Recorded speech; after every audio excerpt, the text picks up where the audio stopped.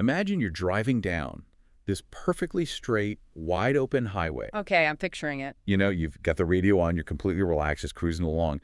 But then, without literally any warning, the road just violently bends. Oh, wow. Yeah, that's terrifying. Right. And suddenly you realize you've been hauling this massive amount of hidden cargo in the back of your car. Like baggage you didn't even know was there. Exactly. So your reflexes kick in, you jerk the steering wheel, relying entirely on your own panicked instincts. Which is usually a mistake. Huge mistake. Yeah. Because that heavy, unseen cargo shifts.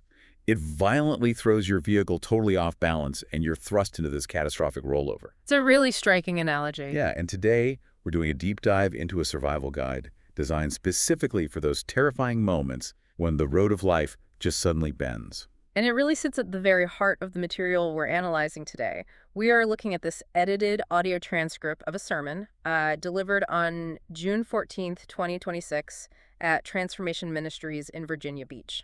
Which is just a fascinating source. It is, but I think to view this merely as a religious text would be, missing the profound psychological and sociological frameworks it really offers. Oh, absolutely. Because this is a highly tactical manual for navigating sudden crises, managing the friction in our daily relationships, and mastering the deeply uncomfortable art of doing absolutely nothing when your first instinct is to just panic. Right, and the mission for our deep dive today is to unpack those frameworks and really apply them to the grinding realities of your daily life. So where do we start? Well, to set the scene for you, this source material opens with just an absolute wall of energy. Yeah. I mean, you can feel the electricity pulsing through the transcript. Yes, it starts at an 11. Totally. The speaker immediately establishes this core, non-negotiable premise, which is this absolute belief in the literal, world-altering power of the name of Jesus. And he frames this not as abstract theology, right? Oh, not at all. It's presented as an immediate, tangible force, something capable of casting out demons, healing the sick, and securing total victory. The speaker is basically building a foundation of absolute triumph. But, the brilliance of the structure here is how quickly it pivots.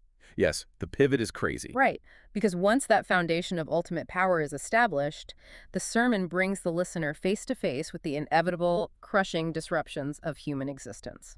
And he introduces this highly evocative term for those disruptions. He calls them earthquake moments. Earthquake moments. I really like that framing. Yeah, and the speaker makes a critical distinction here. Like, these aren't your everyday annoyances. We're not talking about spilling coffee on your shirt. Exactly, or hitting a pothole.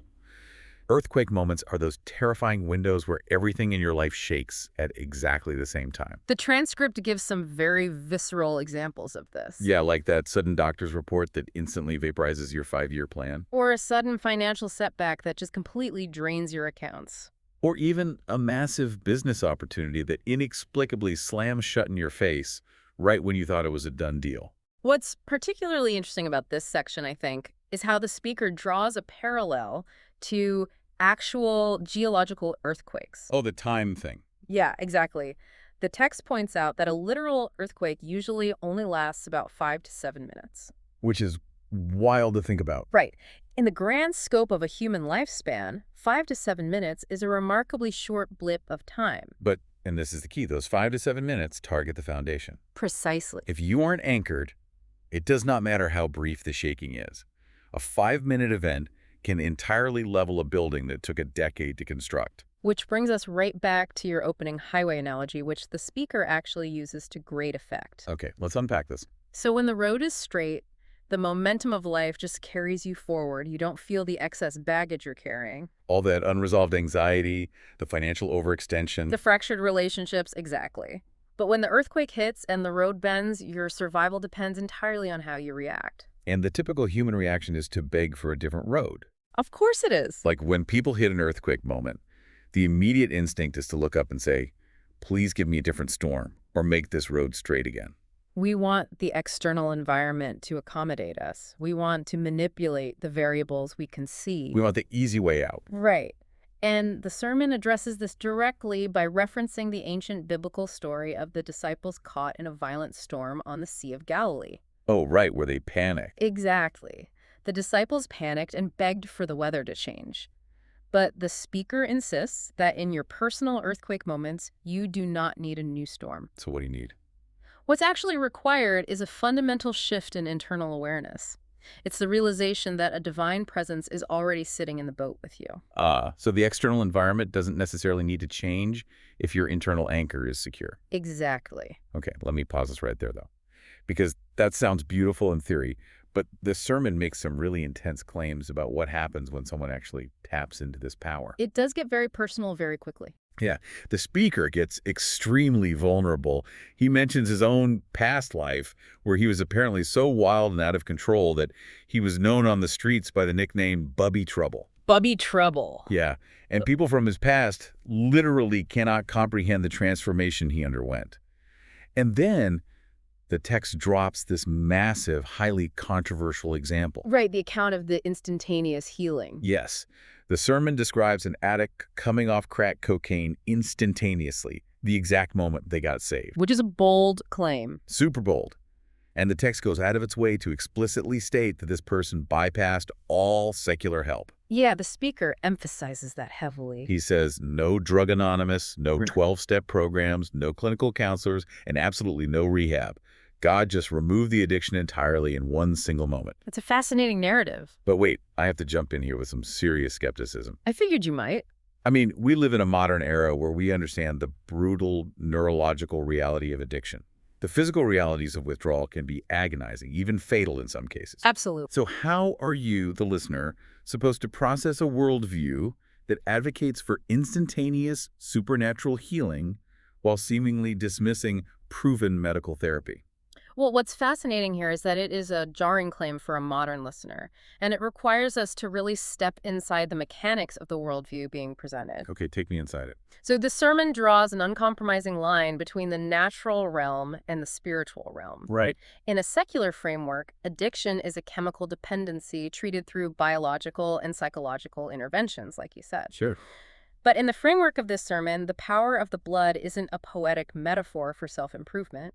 It is understood as a literal, overriding physical law. Oh, wow. So it's treating spiritual physics as heavier and more real than biological chemistry. That is the perfect way to frame it. The speaker is challenging the listener to view supernatural intervention not as like the desperate backup plan when medicine fails, But as the primary option. yes, the primary, most potent reality in the universe. It's a complete cognitive paradigm shift. So it's not just, I hope this works. No, if you genuinely believe that the creator of the universe is actively rewiring your neurological reward centers, that absolute belief system creates a framework for survival and transformation that secular therapy simply cannot replicate. Okay, I see the logic within the framework. Right. But that raises a massive contradiction for me. Which is? If this ultimate universe-altering power is freely available, why is everyone still so miserable? I mean, even inside the church, why do people constantly struggle to find peace? Well, the sermon actually addresses this directly. It does. Yeah, it argues that human beings have a fatal flaw. We are essentially addicted to fear, complaining, and toxic distractions. Oh, that is so true. There's this staggering anecdote the speaker shares about a conversation at a homeless outreach shelter that perfectly illustrates this. Right, I remember this. It perfectly illustrates the human tendency to just completely ignore immediate grace. Exactly. So the speaker approaches a man at this shelter. Now, you would think this man would be deeply focused on his immediate survival, right? You'd assume so. Perhaps expressing gratitude that he is, in the speaker's words, in the land of the living. I mean, he has a roof over his head, hot food on his plate, lights on, and the activities of his limbs. All very tangible things to be thankful for. Right. But instead of acknowledging any of that, the man spends the entire conversation whining and obsessing over the mark of the beast.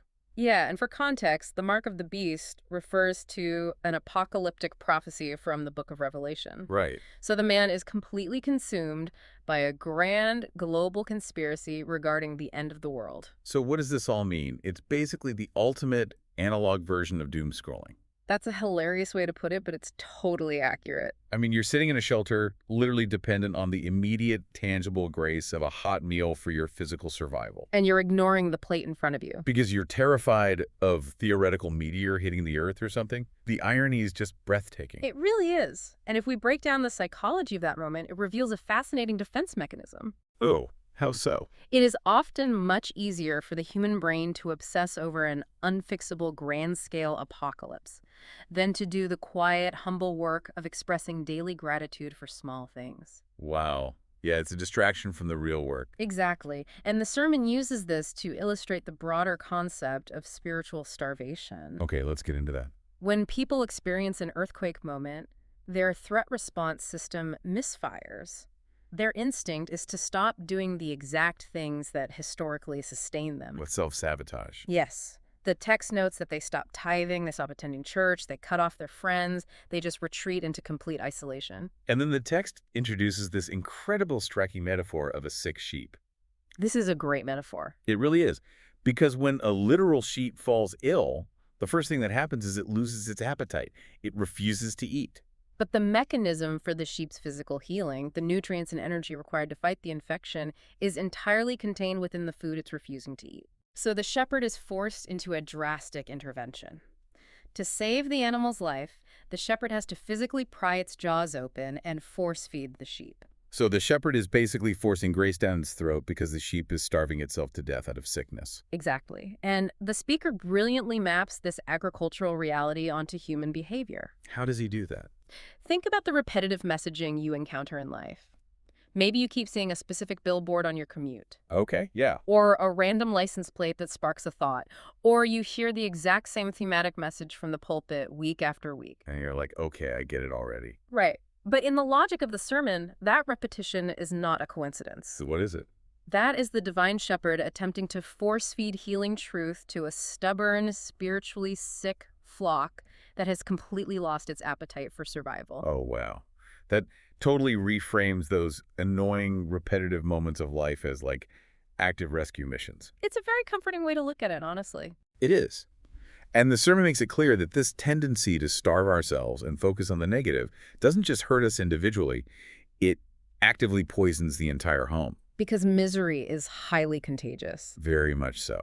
Which brings us to what I found to be the most radically practical teaching in the entire transcript. Oh, I know what you're going to say. It's about the true nature of our daily conflicts. Yes. The transition from internal distress to interpersonal warfare. Exactly. The text references an ancient text from the book of Ephesians, specifically chapter 6. Right. The quote is, "We wrestle not against flesh and blood." Yes. This passage outlines the concept of spiritual armor and fundamentally redefines the identity of the enemy. This part blew my mind. Because the sermon insists that your spouse, your rebellious teenager, or your incredibly frustrating coworker is never the actual enemy. Never. Never. Even when they're actively behaving terribly, the human being across from you is not the source of the conflict. And the speaker drives this home with this hilarious, highly relatable story about him and his wife eating burnt chicken. Or undercooked, I think he said. Maybe undercooked. The details are a little fuzzy. But the point is the dinner was completely ruined. The total disaster. But instead of letting a ruined meal escalate into a massive screaming match about competence or effort, they simply ate the terrible food and moved on. They just accepted it. Yeah. And he also mentions the time his kids were faking an illness to skip school. Oh, classic. Right. But instead of engaging in a huge, emotionally draining argument about playing hooky, he just performed a quick ritual anointing their heads with oil and sent them straight out the door to the bus stop. He deliberately bypasses the natural, predictable argument. He refuses to engage on the level of the provocation. Here's where it gets really interesting for me. I started thinking about this as a geopolitical proxy war. A proxy war. Yeah, think about how a proxy war functions on the global stage. Yep. Two massive superpowers do not fight each other directly, right? Right, they fund and arm smaller secondary groups to fight on their behalf. Exactly. So what the sermon is suggesting is that when you're standing across the kitchen island, furiously arguing with your partner about burnt chicken or, I don't know, whose turn it is to empty the dishwasher. You're not actually fighting your partner. No. You are fighting an invisible spiritual entity. The text refers to them as rulers of the darkness. Wow. And those entities are simply using your exhausted, cranky partner as a proxy to attack you and divide your home. If we connect this to the bigger picture, the psychological and sociological utility of this mindset is absolutely staggering. How so? Think about what happens when you adopt this framework. By completely externalizing the conflict to an invisible third-party enemy, a couple is structurally forced to team up. You literally cannot fight each other if you both agree the devil is one who burned the chicken. That's exactly it. It is a massive cognitive hack for relationship management. It really is. Instead of tearing each other apart over character flaws, the couple engages in corporate prayer or mutual de-escalation. It completely redefines the concept of interpersonal grace. Because normally, grace feels like losing. Right. In a secular context, turning the other cheek when your spouse insults you, or walking away from a petty argument you know you could win, is often viewed as weakness. It feels like you're being a doormat. Exactly. But in this spiritual framework, absorbing the insult without retaliating is an active, highly tactical military maneuver. Oh, I love that. You're systematically disarming the actual enemy by refusing to attack their proxy. You are turning de-escalation into an offensive weapon. I absolutely love the mechanics of that. That's very empowering. So let's track the progression here. You are actively navigating an earthquake moment. The ground is shaking. Okay. You are refusing to fight your family because you've recognized the real spiritual enemy behind the proxy war. Right. And you are desperately trying to stay anchored. What is the ultimate action plan the speaker demands at the climax of the sermon? This is the craziest part. It is completely paradoxical. Yeah. The command is to stop moving entirely. The discipline of standing still. Yes. The sermon leans with incredible weight on this specific phrase, having done all, to stand. And the speaker defines standing not as like casual resting, but with literal military precision. Yeah, the exact instructions are heels touch, eyeballs don't move, hair doesn't move, you don't even breathe hard. It's intense. It is. Translated spiritually, this means refusing to retreat one single inch from your faith. And to maintain this rigid posture, the sermon insists you must violently cut off all toxic inputs. Which is so hard today. He specifically commands the congregation to stay off their cell phones and stay off Facebook when they are navigating a crisis. Why the tech ban? Because when your immune system is compromised, you cannot afford to have people speaking doubt and dying into your ear.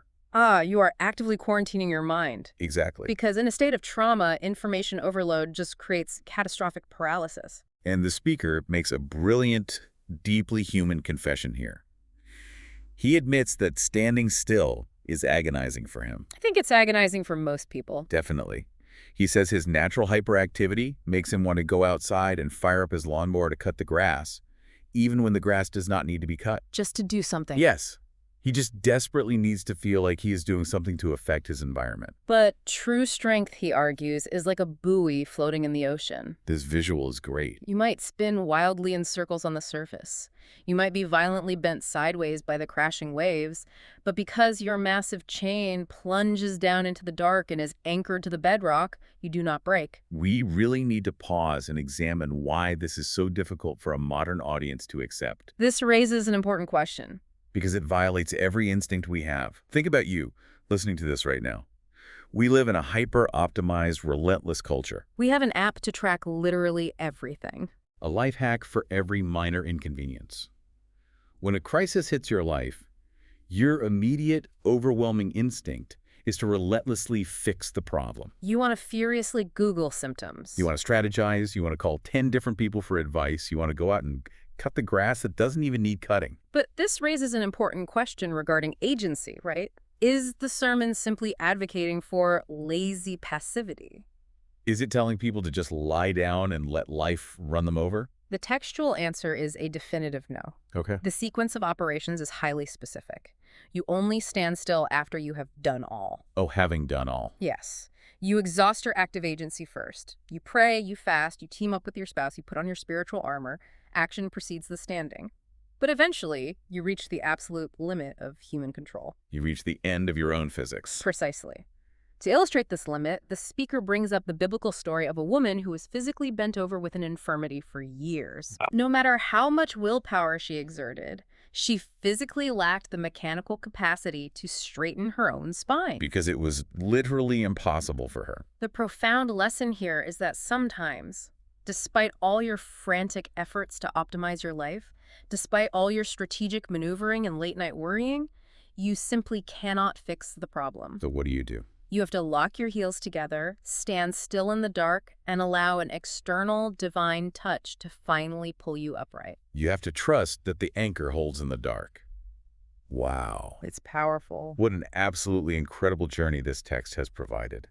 Let's trace the arc of what we've uncovered today. We covered a lot of ground. We really did. We started by analyzing the terrifying reality of those 5 to 7 minute earthquake moments and the danger of rolling the car because we rely on our own panicked reflexes. We unpacked the radical, paradigm-shifting claims of instantaneous transformation that bypass natural biology. We explored the irony of the homeless shelter, where apocalyptic dread blinds us to the daily grace keeping us alive, and why the shepherd sometimes has to forcefully pry our jaws open to feed us truth. We dissected the profound sociological utility of treating a kitchen argument over burnt chicken as a spiritual proxy war, fundamentally changing how a household processes conflict. And ultimately, we arrived at the supreme, paradoxical discipline required to just stand still, to hold the line, cut off the toxic noise, and refuse to retreat. Exploring a source like this is immensely valuable, regardless of your personal theological background. Absolutely. It provides a crystal clear window into a worldview where absolute faith is not just a Sunday morning exercise, it is an aggressive, tactical lens through which the gritty realities of addiction, marital strife, and sudden tragedies are processed and ultimately dismantled. It is a comprehensive framework for resilience when the ground beneath you gives way. Perfectly said. Which brings us to the end of today's deep dive. But before you pull out your phone or jump into your next meeting, we want to leave you with a lingering thought to chew on. Something to take with you. Think about your own hyper-connected, relentlessly fast-paced life. When the pressure suddenly mounts and the anxiety spikes, what is your personal equivalent of cutting the grass when it doesn't need to be cut? What frantic, utterly useless activity do you throw yourself into just to pretend you have control over the chaos? And more importantly, during your next personal earthquake, instead of furiously jerking the steering wheel and guaranteeing a catastrophic rollover, what had actually happened if you let go, trusted your anchor, and simply decided to stand still?